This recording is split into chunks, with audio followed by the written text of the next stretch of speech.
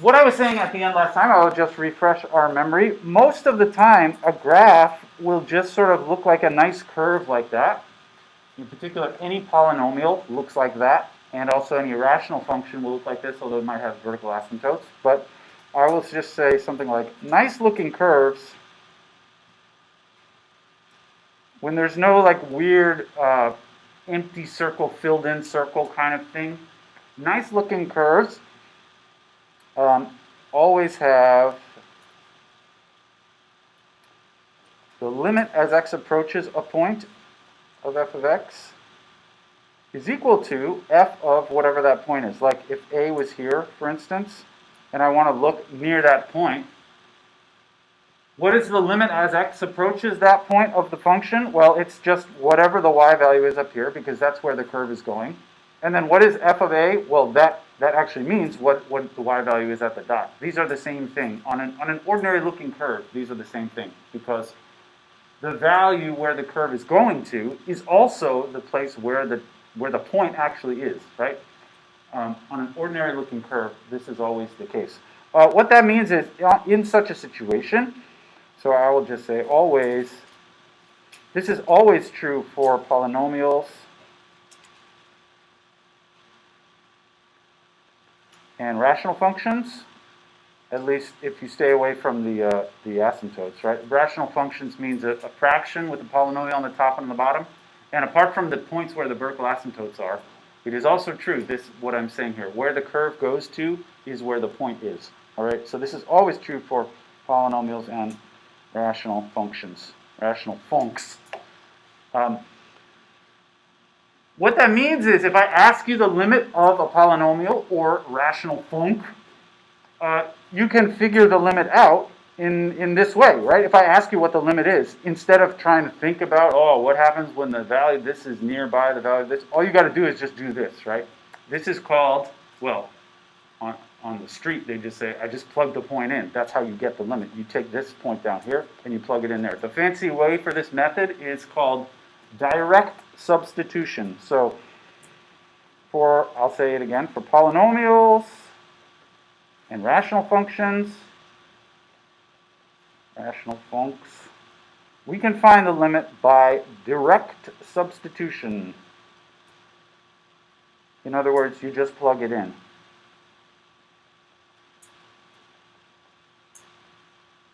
And this is basically always easy. And it just tells you the answer immediately of what the limit is. So for example, lim x goes to 1 of 3x squared minus 7x plus 1 equals, how do you find this limit? Well, that is a polynomial. And so I can find the limit by directly substituting the value, and what value I'm talking about is this one right here. The value that the x is approaching, I just plug that directly into the function, and whatever it is, that's going to be the answer for the limit. So it's just 3 times 1 squared minus 7 times 1 plus 1, whatever that is. 3 minus 7 plus 1, negative 3, right? So this is how you find the limit of a polynomial at any point. All you got to do is just plug the number in. This is direct substitution. And there's not a whole lot more to say about it than just that, for polynomials at least. For rational functions, sometimes this gets slightly more interesting, although it's still not really hard. I'm going to say for rational functions, the only thing that's different about a rational, remember, rational function means a fraction involving polynomials on the top and the bottom, all right? So it's like, you know, p of x over q of x, where each part is a polynomial.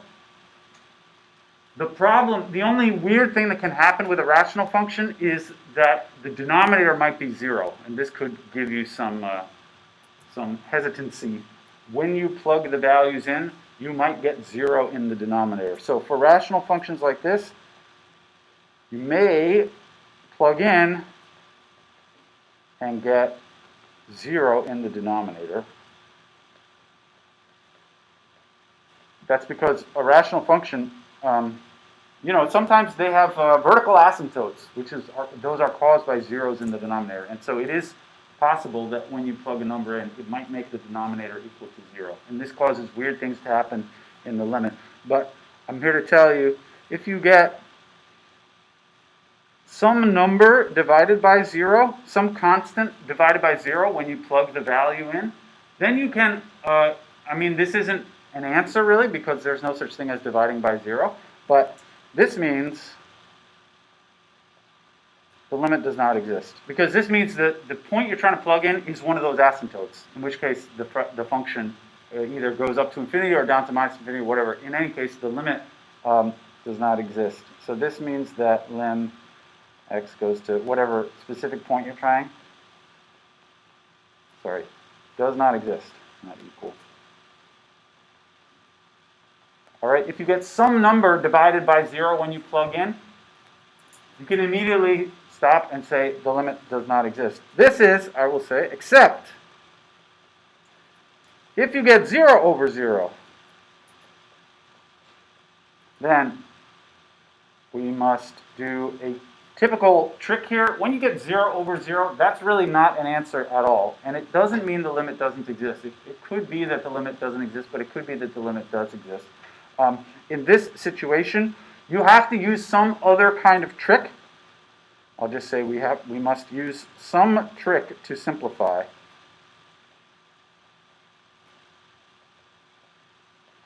And then after simplifying, we try the direct substitution again, and hopefully we don't get 0 over 0 after simplifying. And there's a few tricks that are going to be useful for us. The most basic of them, or the simplest one, is really there's sort of two big tricks that I'm going to talk about today. I will say the first and the most useful trick is just factor and expand and cancel. All right, and I just want to do an example like that, and then I've got some for you all to try. This involves, well, it involves factoring and canceling things in the fraction. Remember, I'm imagining a fraction of polynomials. So here's an example. What if I had the lim x goes to 1, x squared minus 1 over x minus 1, all right? So, since this is a rational function, your first impulse should be to try direct substitution. And if you get some number for your answer, then that is the answer and you can stop. So I'm going to try to do the direct substitution by plugging in x equal 1, because 1 is this number down here, right? This is the number that I substitute in for x. So I plug in. I get 1 squared minus 1 over 1 minus 1. And what is that? That is 0 over 0. Like I said, if you get a real answer in this step, then that is the answer and you can just stop. But in this case, you get 0 over 0. That is not an answer. There is no such thing as 0 over 0. So this indicates that the direct substitution didn't work. You have to go back and simplify the thing before trying to substitute. So I am going to, what this means go back and simplify. Using one of our simplifying tricks. And in this example, the thing to do is factor. So the bottom you can't really do anything with in this case. Any factor wizards out there? What do you get when you factor the top? Yeah, x plus 1 and x minus 1. Okay. If you're lucky, you can cancel now. Can I cancel anything here? Yeah, I think the x minus 1's cancel, right? That's what he was going to say. So those guys go away. So really this is the same as lim x goes to 1 of x plus 1. All right? I have just done the trick of factor and cancel. I didn't really have to expand in this case. Factoring and canceling. The point of this trick is now the thing is simpler, and now I'm going to try to do the direct substitution again, and hopefully I will not get 0 over 0. In fact, I can tell I'm not going to get 0 over 0 because there's no denominator anymore. So I again try the direct substitution. This time I just get 1 plus 1, which is 2, and that's the answer. This is the limit. So the idea is try to plug the number in. That's the direct substitution. If it works, then you're done, and that's the answer. If you get 0 over 0, you've got to go back, factor, simplify, and then try it again. All right? I got some for you all to try. How about try. Let's try lim x goes to 1 of x minus 1 over x squared minus 4x minus 5. How about lim x goes to negative 1, x plus 2 squared minus 1 over x plus 1. And how about lim x goes to 3, x plus 4 over 2x squared minus x plus 3. All right, see what you think. I'm going to walk around like I always do. See how you're doing.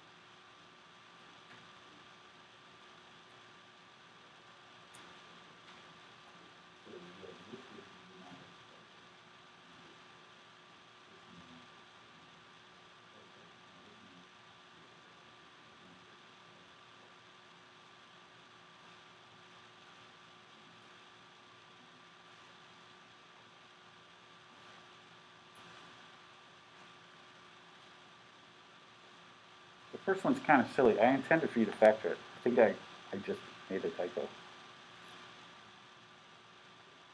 You can try this one too. It's even better.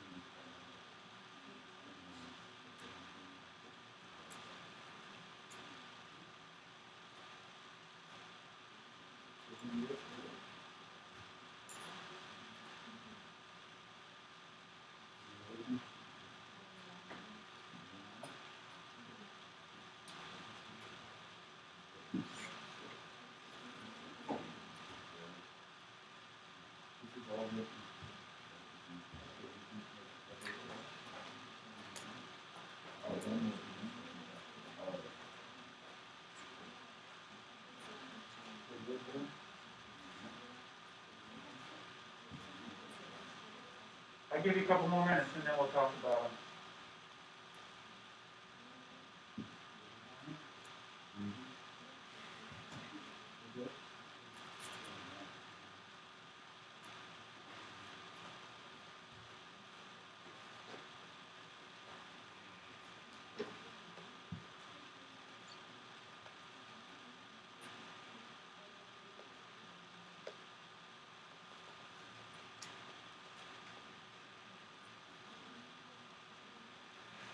All right, let's chat about these. I saw people doing pretty well on these ones. So the first one there, as I originally wrote it, is not very interesting because you plug in x equal 1 immediately and you get 0 on top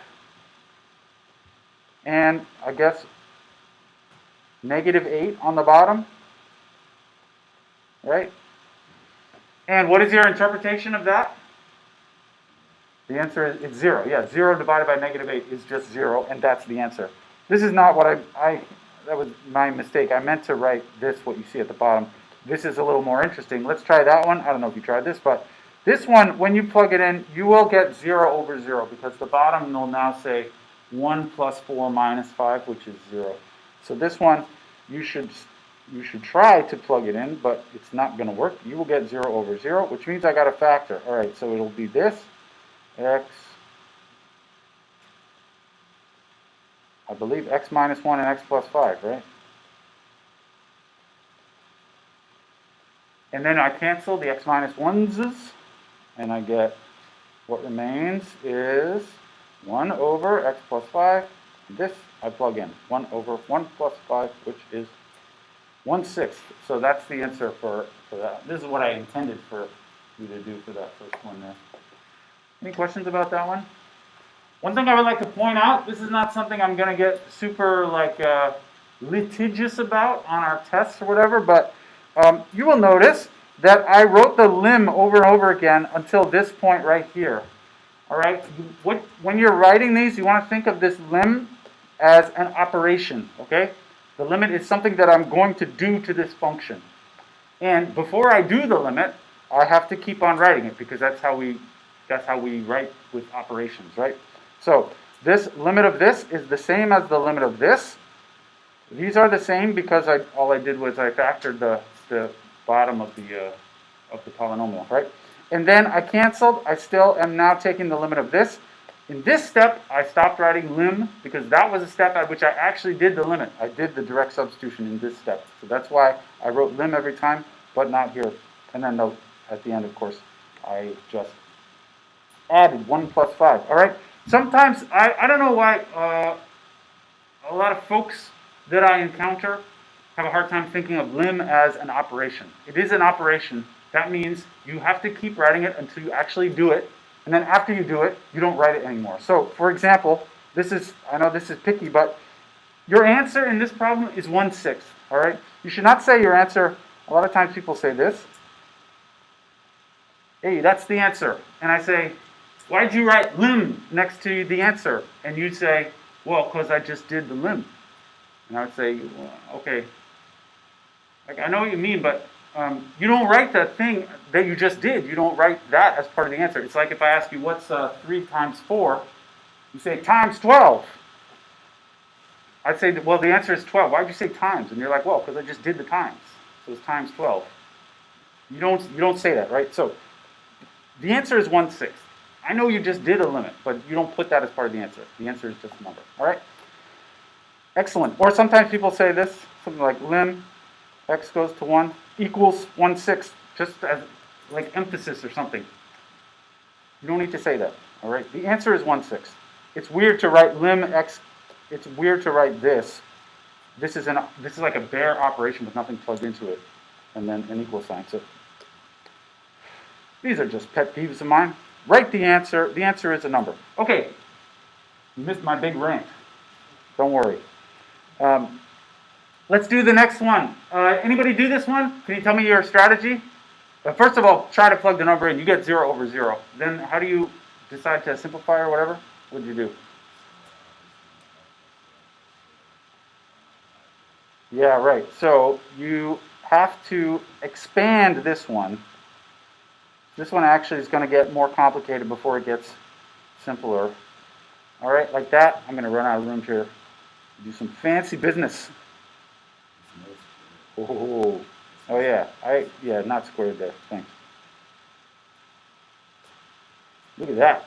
I'm using my app. All right, now you can actually multiply out that x plus 2 times x plus 2, like the FOIL type thing. You're going to get x squared plus 4x plus 4, and then I still have that minus 1, and then I still have the x plus 1 on the bottom. Add up, 4 minus 1 is 3, so this is lim x goes to minus 1, x squared plus 4x plus 3 over x plus 1. And then by some sort of magic, the top will now factor, and one of the factors on the top is going to cancel, right? You get, all right, still writing this lim, because I didn't do the limit yet, x plus 3x plus 1, right? Over x plus 1. Those guys cancel. Almost done. It's just x plus 3 is left over, right? And now I plug in. I get minus 1 plus 3, which is 2. So I hope you got 2 for the answer for that one. That's how we do it. Any questions about that? So this is, I said the trick in general is factor and expand. This was a expand and then a factor, right? We expanded at the beginning, eventually factored it. Okay, and then there was one other. How about this one here? This one I was trying to mess with you a little bit. Some people ask me, like, do I really have to plug it in first and see if I get 0 over 0? Can I just go straight into the factoring? I would say, yeah, you can go straight into the factoring if you want to, but there's a bit of a risk in that maybe you didn't have to do the factoring. And in this one, if you go straight into the factoring, you might waste some precious time by trying to factor the thing on the bottom when really it's not relevant to factor the thing on the bottom because you can just plug the number in and you'll just get the answer. There's no need to factor in this case. So this one, you can just do the direct substitution and you get 2 times 3 squared minus 2 plus 3. So that's 12 over whatever that is. 19? 7, not 12. Come on now. 7. 3 squared is 9. 2 times 9 is 18. Minus 2 is 16 plus 3. Is that right?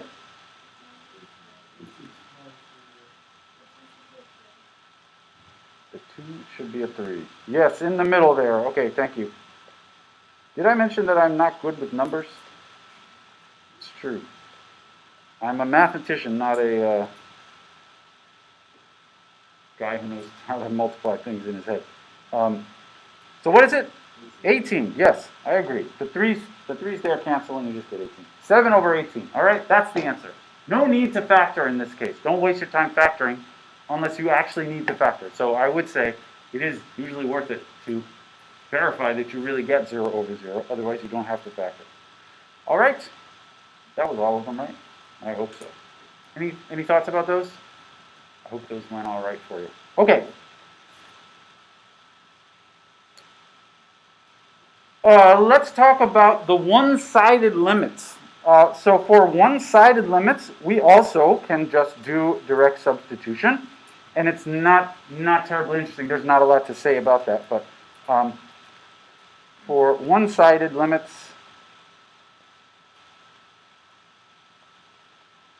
do the same thing. For instance, if I said lim x goes to 2 from the left of some polynomial, again, you just plug in the 2, right? The fact that I'm only considering approaching from the left really is irrelevant. I'm still going to approach the 2, and I still get just whatever answer you get when you plug the 2 in. So this is also 2 squared plus 4 times 2. For one-sided limits, you can just do the same thing, the direct substitution, and you get whatever that is. 4 plus 8 is 12, right? This would almost not be worth saying at all, but actually this is a little interesting when you have a piecewise function. So there is something worth discussing. I don't know how, I mean, it's not like endlessly fascinating, but it is at least worth talking about. Interesting for piecewise functions. Piecewise funcs. Here's an example. How about 3x plus 5 if x is less than or equal to 3? X squared minus 1 if x is, sorry, I want to say x is between 3 and 5, so I'll say 3 less than x less than or equal to 5. And how about 24 if x is greater than 5? All right, so this is some weird function in 3 pieces. The one-sided limits of such a function, again, you're going to use the direct substitution, although there is some subtlety about which side it is and which formula you plug into. It's not terribly confusing, but we'll just do this example. How about this? What is the limit as x approaches 3 from the left? Basically, by the direct substitution, you want to plug in 3, x equals 3 to this piecewise formula. Ordinarily, you would look at the pieces and choose which piece to use based on what the input is, right? But this is the slight subtlety here. Rather than, when you look at the pieces, rather than just saying, I'm going to plug in whichever one is for 3, actually you don't use whichever one is for 3, you use whichever one is for values that are slightly less than 3, right? We imagine that x is very close to 3, but not exactly equal, and slightly less. So I'm going to say, we use the piece for x slightly less than 3 because that's what it means to consider x is approaching 3 from the left. That means x is really close to 3 but a little bit less. All right? And so I'm going to use the first piece because that's the one which handles x values that are slightly less than 3. So that would be 3 times 3 plus 5. All right, I plugged it into the first piece, and this is whatever that is, 9, 16? No, 14. Come on now. All right, 9 plus 5. All right, you choose the piece for x's which are slightly less than 3. That's because x is approaching 3 from the left, which means it's a little bit less than 3. All right, versus the limit from the right. What would that look like? Well, in this case, I consider x values which are close to 3 but not equal to 3 and slightly greater. Which piece should I use in that case? The second one. Yeah, I'm using the second piece, even though the second piece excludes 3. Like 3 is actually not part of the second piece, but it doesn't matter. I'm considering values which are close to 3, not equal to 3, but slightly greater. So this time I'm going to use the second piece. You just say this time I use the piece for x slightly greater than, right? So this time I get 3 squared minus 1, which is 9 minus 1 is 8, right? So this is how you do one-sided limits on a piecewise function. Not terribly complicated, but something to keep in mind. All right, let's do for 5 also, just for fun. How about lim x goes to 5 from the left? Lim x goes to 5 from the right.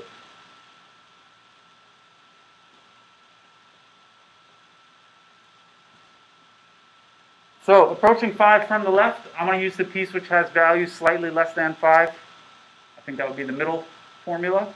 And so I'm going to plug in 5 to the middle formula. I get 5 squared minus 1, which is 24. Look at that mental calculation. I think that's right. And then the last one, plugging in 5 from the right. That means I use the formula for x's which are slightly more than 5, which is the last formula. What do you get when I plug in x equals 5 to this formula? You get 24, right. I see no x in that formula, which means when you plug in, when it just says 24, that just means the answer is always 24, no matter what the x is. So here I get 24 also. That's because this is the third piece, right? All right. Any thoughts about that one? Questions? The one-sided limits for piecewise functions are interesting. For most other functions, they are just the same as the ordinary limits. There's not a lot to say about it. All right. Great.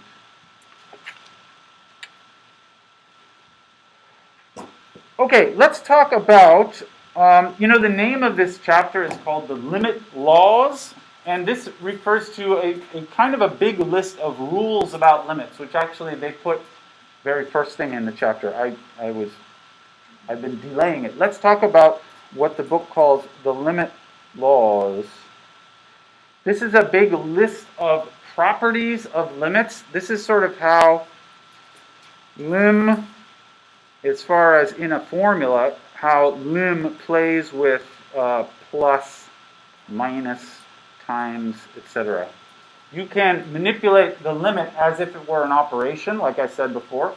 And even if you don't know, even if you don't like plug in to compute the whole limit, you can still play around with it inside formulas by doing something like distributing. There are like rules, algebraic type rules for manipulating limits in a formula. So I'm going to write this as a theorem,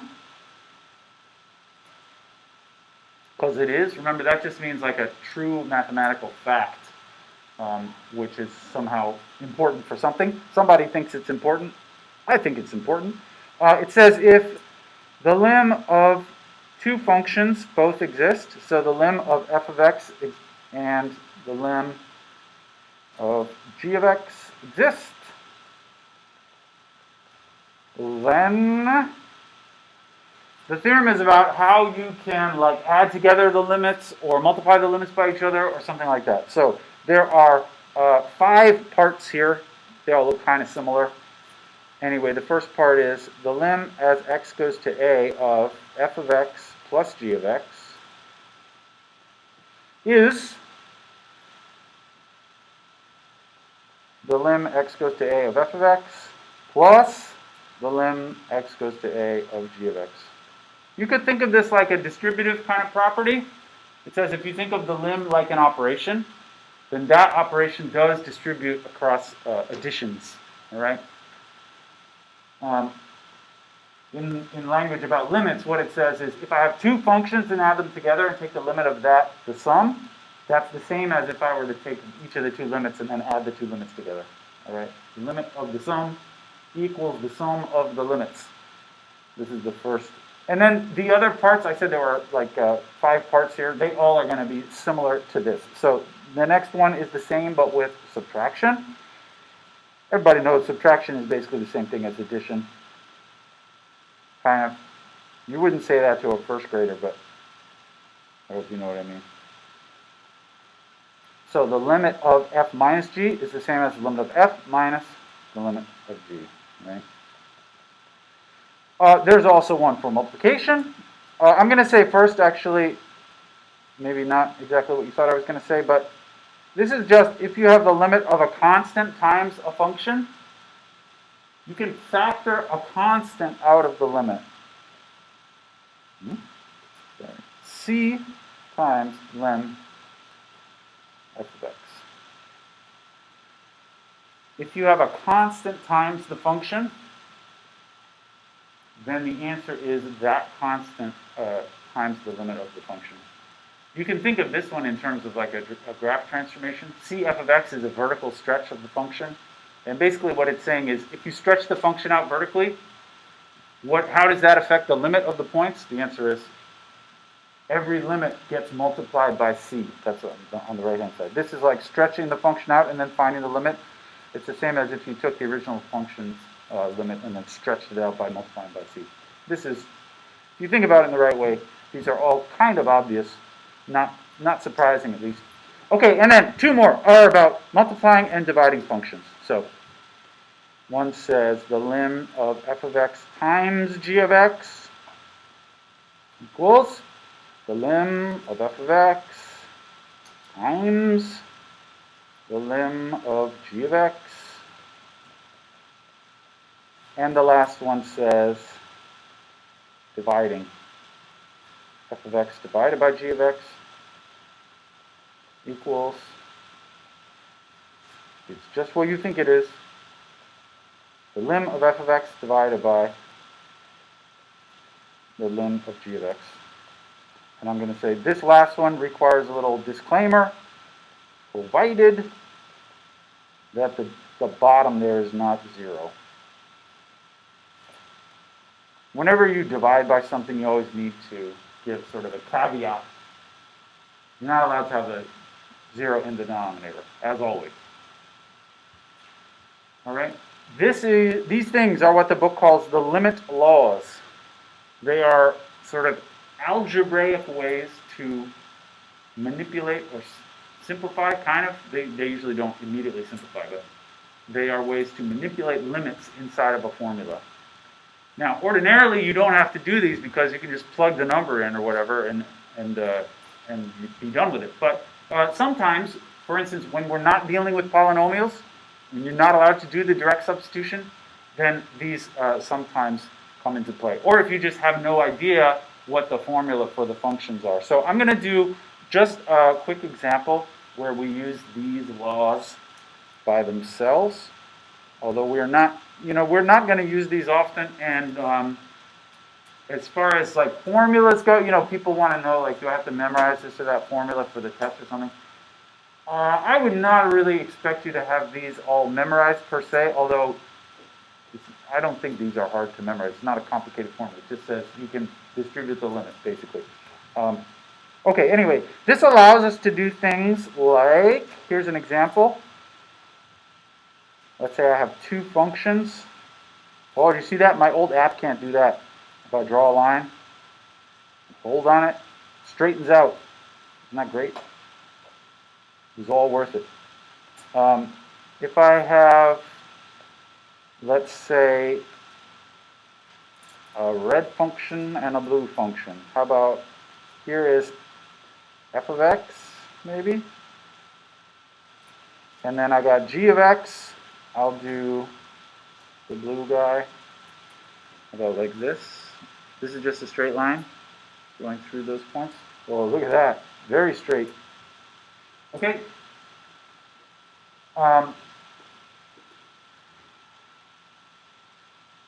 You can do weird stuff using the limit laws. How about find lim as x goes to 2 from the right of f of x minus 3g of x. All right. Now, in this example, you cannot do anything like direct substitution because you don't have a formula for these functions. So you're not going to be able to just plug everything in and get the answer. But you can use the limit laws to kind of distribute, simplify, whatever, those limits. Anyone want to suggest? What can I do with this to use one or more of those laws? Let's just do one at a time. What do you think?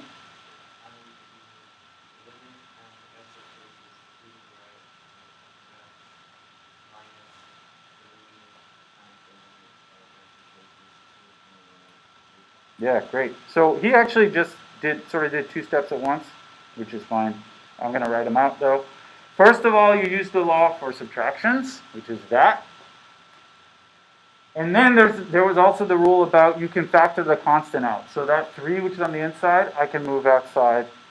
So this I can say is lim x goes to 2 from the right of f of x minus 3 times lim x goes to 2 from the right of g of x. Right? And now really what I just have is the limit of f of x minus 3 times the limit of g of x. And those two limits we can just identify by looking at the picture, right? So looking at the picture, anyone want to say, you shout it out, what is the lim x goes to 2 from the right of f of x? Show me the fingers if you want. Say it aloud. I see some fingers out there. I believe the answer is 3. The limit as f of x approaches, as x approaches 2 from the right. So x equals 2 is right here. I'm looking at f of x, which is the red one, and coming in from the right, the y value goes up here to 3. All right? So this first limit there is 3. I got that by just looking at the picture and seeing the limit. on the picture. And then minus, okay, we have 3 times. Lim x goes to 2 from the right of g of x. That means I look, same idea, but on the picture of g of x. Where does the y value go when x approaches 2 from the right? I didn't mark that point, but I meant for it to be minus 1. Right? And now we can just add it all up and we get our actual answer. 3 minus 3 times negative 1, that's 3 plus 3, 6. All right, how do you like that? I think this is kind of cute just because there's no, just by looking at the picture, if you didn't know these limit rules, there's no way to just look at the picture and say the answer is 6. Like nothing on this picture is 6, you know, like 6 is like up here off the top. But by combining stuff using the laws, you can come up with other kinds of limits. Like this limit, actually, you can't really see it directly on the picture, but by you sort of break it down and you can figure it out anyway. All right. Any questions about that? Not terribly difficult, but worth mentioning. All right, and we got 13 minutes remaining. Enough time for one last trick. What I remember I said at the beginning, we're going to have 2 major tricks. The first was the factor and expand and cancel one. The second involves formulas which involve roots, like radical signs in them, square roots or cube roots or whatever.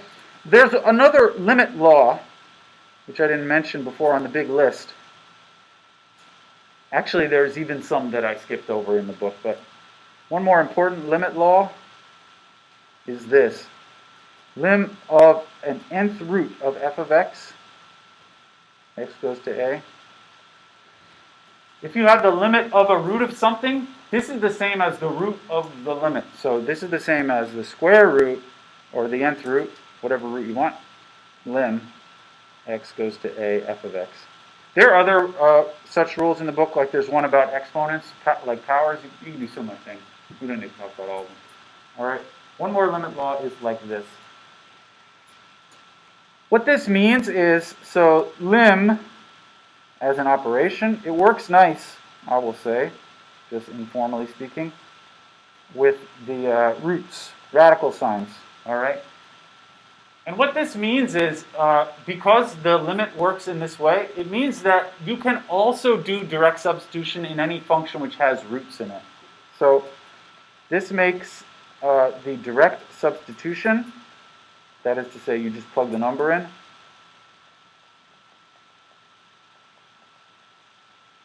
work not only, I kept on saying before, it works in any polynomial or rational function. Actually, it's better than that. It works also in any function which is like those but has roots in it. So it makes direct substitution work for any, there's a name, we talked about this on the first day of class maybe, or second, I don't know. Any algebraic function. That is, it's like a rational function. It involves polynomials, but it can also have roots in it. So this is kind of like polynomial with some roots. Right? Those are called algebraic functions. It's any combination of polynomials in fractions maybe and root signs. Anyway, in our remaining 15 minutes, I just want to talk about one last trick which is necessary when you have radicals in your things. So, well, let me do just a very simple one which doesn't require this trick is lim x goes to 2, something like this. All right, this is not a rational function because it has a square root in it, but because of what I just said, you can just plug the thing in even when it's inside the square root. You can still use the direct substitution. So this, I would still just plug x equals 2 in. I get square root 2 plus 5 divided by 3 times 2. That's root 7, whatever that is, over 6. All right, and this would be my answer. As usual, there is always the possibility in an example like this that you might get 0 over 0, and then you need some kind of simplifying trick. The problem is things like this, root sign, you can't really factor and expand, right? If it's a binomial or something, then you can expand it or factor it. But with root signs, you can't really factor and expand, and there's a special trick for these which is weirder than the other trick. It's something that you may have seen in high school in other contexts. This is called rationalize the radical. This is the rationalize trick, which is used in some other scenarios for working with square roots. Let's just try one example. I'll show you how to do it. And I had some for you to try, but I think we're going to run out of time, so maybe we'll just start off next time like that. I will just describe in words what you should do. So if you see something that looks like square root of, I don't know, a minus b, where usually the a and the b are going to be more complicated things, but I'm trying to describe in vague terms. If you see this, the way you rationalize this is you multiply by this fraction, root a plus b over root a plus b. And magic things will happen if you do that, all right? And I will just show an example. This is a weird trick. You have to remember how to do it. It all works out. Let's try. Lim x goes to 0. Square root x plus 5. What? No, sorry. I'm writing the same example I did before. Square root x squared plus 4 minus 2 over x squared. All right?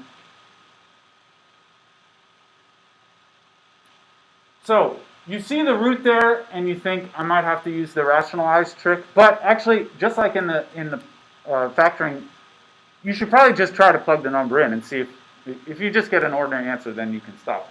Maybe the trick is not necessary. Actually, it is necessary, but just to demonstrate, you should, if you encounter this sort of in the wild, you should try to plug it in and see what happens. I would get square root 0 squared plus 4 minus 2 over 0 squared. This is root 4 minus 2 over 0. And that actually is 0 over 0, right? Square root of 4 is 2. And I get 0 over 0. So, unfortunately, we do need to go back and simplify. Now, in this case, we're not going to factor. I'm going to do the rationalize trick, just because that's really the only thing you can do. There's no way to factor a square root like that. Anyway, what I'm going to do is, I'm going to do exactly what I said right here. I said if you see root of something minus something else, you multiply by that. Okay, so what I see is root, this big root thing, and then minus 2. So I'm going to multiply by the fraction. I keep what I started with, right? X squared plus 4 minus 2 over x squared. And then I multiply this fraction by the same thing on the numerator and the denominator, but with a plus instead of a minus. So it says root x squared plus 4 plus 2 over root x squared plus 4 plus 2. This is the trick. And then you recombine this stuff, and hopefully it'll get simpler. It doesn't look like it's getting simpler, but stay on the journey. It gets better. What happens when I multiply? First of all, you multiply fractions, right? You just multiply the numerators together and you multiply the denominators together. So up top, I have the square root thing, x squared plus 4 minus 2, and then the same thing, but with a plus, x squared plus 4 plus 2. And then on the bottom, I now have, now you could distribute the x squared, but for reasons which you'll see in a moment, I'm just going to keep it. You're better off not trying to distribute it there, just because I know what's going to happen. It's not helpful to distribute. All right. Instead, we have to multiply out on the top.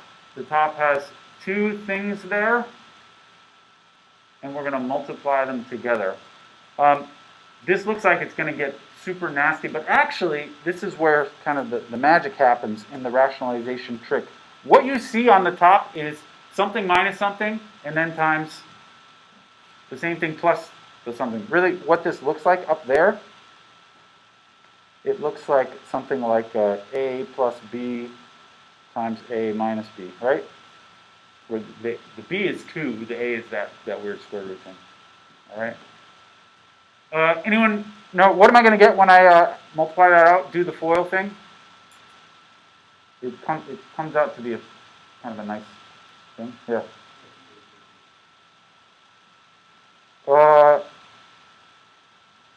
Yeah. Say that again. X squared plus 8. Yeah, maybe. I was just trying to look over here. If you ever have something plus something and then the same thing minus or something, what do you get? All right, you're a few steps ahead of me. I would like you to remember this. All right, if you have multiplying something plus something and then something minus something, when you multiply them all out, you just get the square of the first one minus the square of the second one. And in this example, if you do that, it comes out as the square root thing gets squared. So it's like this. This thing being squared and then subtract 2 squared, right? It's just like the difference of 2 perfect squares. People like to say that.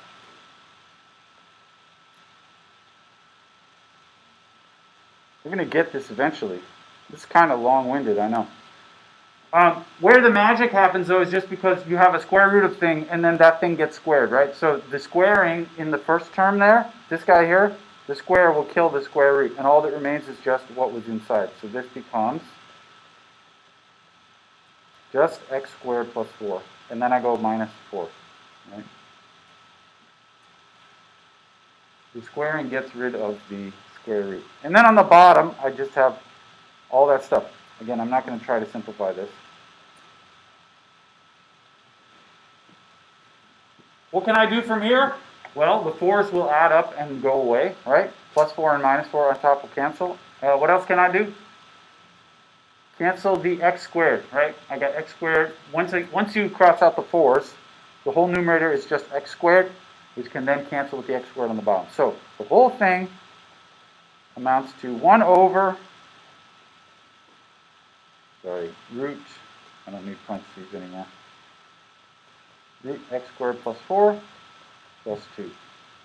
This is the end of the trick, the rationalize trick. You might have learned this when your teacher told you you can't have square roots in the denominator. You do a similar trick to rationalize the denominator. In this example, the denominator was already rational, and I put the root into the denominator. But anyway, how do we finish? We do the direct substitution. This is as simple as it's going to get. Now I can plug in x equals 0. 1 over square root 0 plus 4 plus 2. 1/4 is the answer. Was it worth it? This is a lot of work, but it's not so bad, right?